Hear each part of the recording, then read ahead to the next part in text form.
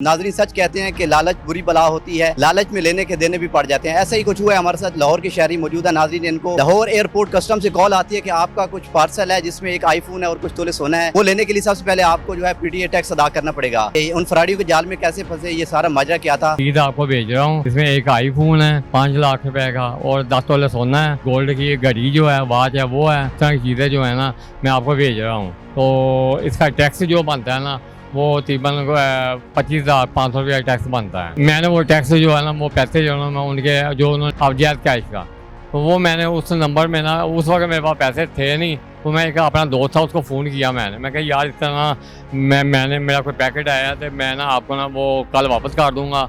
उन्होंने कुछ इस तरह की बातें की कि मैं धोखा खा गया उनसे। कहते हैं आपको शर्म नहीं आती, या नहीं आती, इसके अंदर तो सोना भी है, तो आपको नज़र नहीं आया कि इसके अंदर सोना है।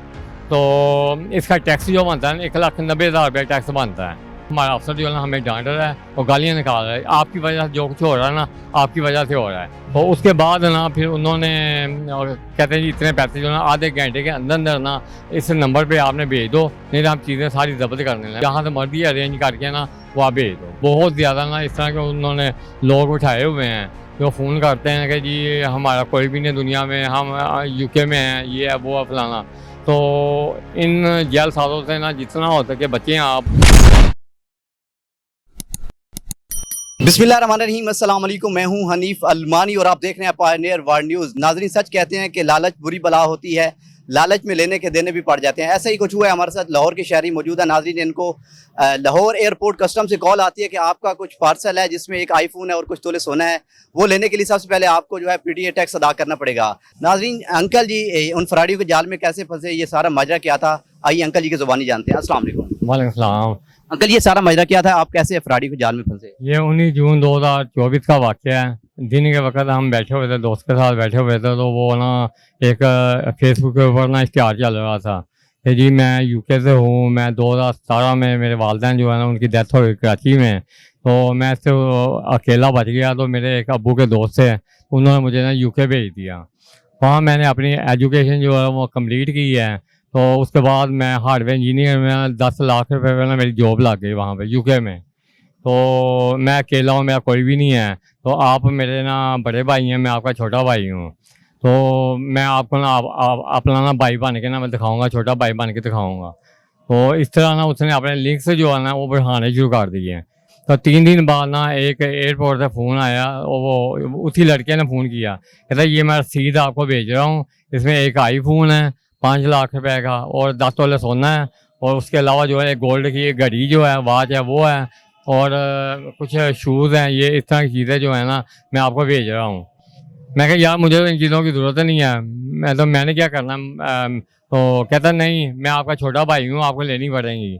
ये अल्लाह ने एक वसीला बनाया है हमारे लिए, तो आप इस तरह इनकारी ना इन चीज़ों से ना करें आप। तो हम आपको ना भेज रहे हैं, और एक रसीद भी उसने भेजी। तो उसके बाद ना फिर 3 दिन बाद ना एयरपोर्ट से फ़ोन आया है 11 सालों का। उन्होंने कहा जी हम एयरपोर्ट बोल रहे हैं, एक पैकेट आया है आपका। किस नंबर से कॉल आई आपको। वो नंबर मेरे पास मौजूद है। मतलब PTCL का नंबर था, जैज़ का नंबर था, जैद कैश का नंबर उन्होंने दिया, वो उसी नंबर से उन्होंने फ़ोन किया, उसी नंबर पे मैं पैसे जो है ना लोड करवाए हैं मैं। आपको शक नहीं हुआ कि ये लोकल नंबर से, जैज़ के नंबर से कॉल आ रही है। बस वो धोखा खा गया ना मैं। तो उन्होंने कुछ इस तरह की बातें की कि मैं धोखा खा गया उनसे। तो वो फिर उसके बाद फिर उन्होंने पहले एक कॉल की है कि जी इस तरह ना वो पैकेट है, उसमें ये फलानी चीज़ें हैं, तो इसका टैक्स जो बनता है ना वो तकरीबन 25,500 रुपया टैक्स बनता है। तो मैंने वो टैक्स जो है ना वो पैसे जो है ना मैं उनके जो उन्होंने जैद कैश का नंबर दिया था मुझे, मैं उसमें ना वो पैसे ट्रांसफ़र कर दिए।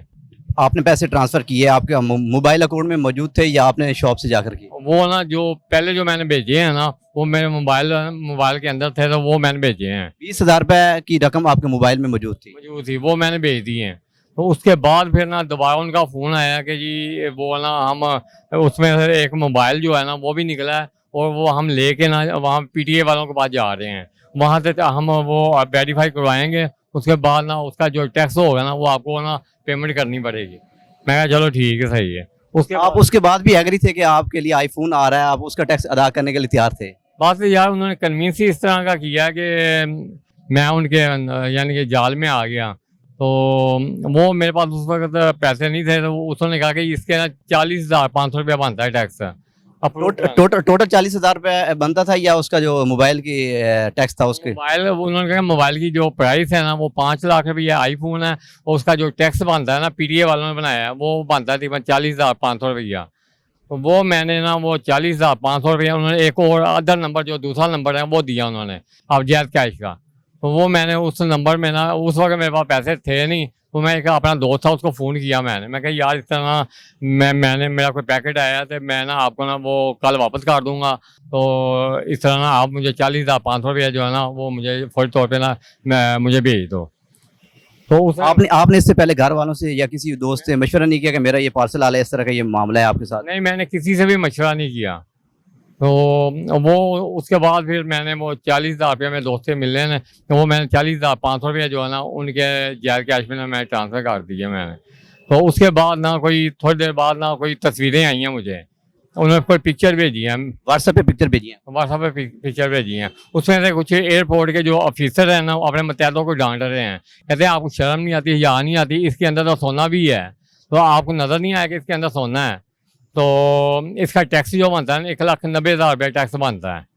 तो वो कहते हैं देख लो ये तस्वीरें, हमारा अफसर जो है ना हमें डांट रहा है और गालियाँ निकाल रहा है, आपकी वजह से जो कुछ हो रहा है ना आपकी वजह से हो रहा है, क्योंकि वो सोना इसमें आना नहीं चाहिए लेकिन इसमें उन्होंने सोना भेजा है। तो उसके बाद ना फिर उन्होंने और कहते हैं जी इतने पैसे जो ना आधे घंटे के अंदर अंदर ना इस नंबर पे आपने भेज दो, नहीं तो हम चीज़ें सारी जब्त करने लगे। मैं कहा भैया आप 60,000 रुपये पहले ऑलरेडी दे चुके थे, उसके बाद कितने उन्होंने कितनी डिमांड की रकम की? उन्होंने 1,90,000 की डिमांड। 60,000 के बाद 1,00,000 रुपये, 1,90,000 रुपये? बिल्कुल हाँ। तो मैंने कहा यार इतनी बड़ी रकम तो मेरे पास है नहीं, मैं कहाँ से देनी है? कहता नहीं यार आपको ना देनी पड़ेगी, क्योंकि ये हमारा मसला नहीं है, ये आपका मसला है, पैसे देने जो है ना वो आपका मसला है। तो फौरी तौर पे आधा घंटा आपके पास है, जहाँ से मर्जी अरेंज करके ना वो आप भेज दो। वो फिर मेरी एक यानी कि मिलने जुलने वाले थे, उनको मैंने फ़ोन किया, मैं कहा यार इस तरह ना वो मुझे पैसे चाहिए, क्योंकि वो बंदे ने ना जो यूके वाला बंदा था जैल साहब, उसने मुझे फ़ोन करके कहा, कहना जी वो पैकेट के अंदर ना तकरीबन 20,000 के जो पाउंड है ना वो भी हैं, इसकी मालियत पाकिस्तानी बनती है तकरीबन 18 लाख रुपये बनती है। तो वो ना मुझे यूके वाले लड़के का फ़ोन आ गया, कहता जी इसके अंदर जो पाउंड है ना आपने तो वापस कर देने पैसे, जिन जिनसे आपने लेने हैं ना वो पैसे आपने वापस कर देने हैं। तो आपने भी यही सोचा होगा कि ये जो डॉलर आ रहे हैं उनको एक्सचेंज करवा के मैं उनको पैसे वापस कर? बिल्कुल ऐसे ही है।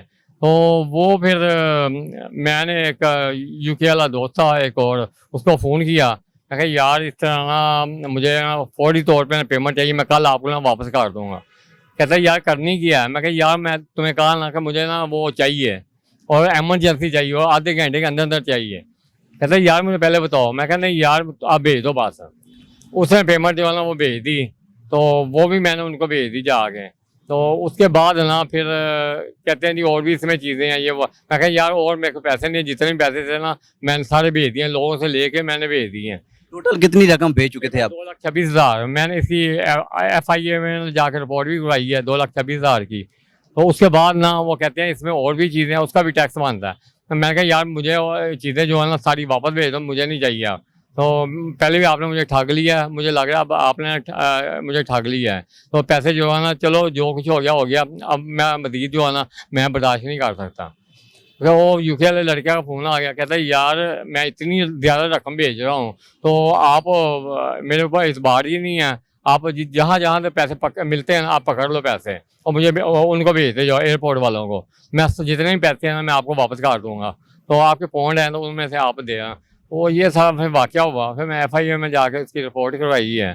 तो अभी तक तो वो कुछ भी नहीं बना वहाँ पे। तो बाकी वो सबूत वगैरह मेरे पास हैं। अंकल जी क्या मैसेज देना चाहेंगे पाकिस्तानी अवाम को जो लोग ऐसे लोगों के जालसाजों में फंस जाते हैं? यार मैं पाकिस्तानी अवाम को यही कहूँगा कि ये इस तरह के जो फेसबुक के ऊपर ना आजकल जो ट्रेंड चला हुआ है ना बहुत ज़्यादा चला हुआ है, और बहुत ज़्यादा ना इस तरह के उन्होंने लोग उठाए हुए हैं जो फ़ोन करते हैं कि जी हमारा कोई भी नहीं दुनिया में, हम UK में हैं, ये है वो है फलाना। तो इन जेल साजों से ना जितना हो सके बचें आप। ये सारा जो फेक है, ये सारा कुछ फेक है। और इसी वजह से इस फेक जो है ना, इसी वजह से मैं भी फंसा हूँ। और आप, मैं नहीं चाहता कि मेरी जैसा मैं फंसा हूँ और हमारे जो पाकिस्तानी हमारे भाई हैं, बहनें हैं, जो कुछ भी है, वो भी इस तरह किसी के जाल में फंसते हैं। और इस तरह बस मैं कहता हूँ कि आप इनसे ना ज़रा बच के रहें आप।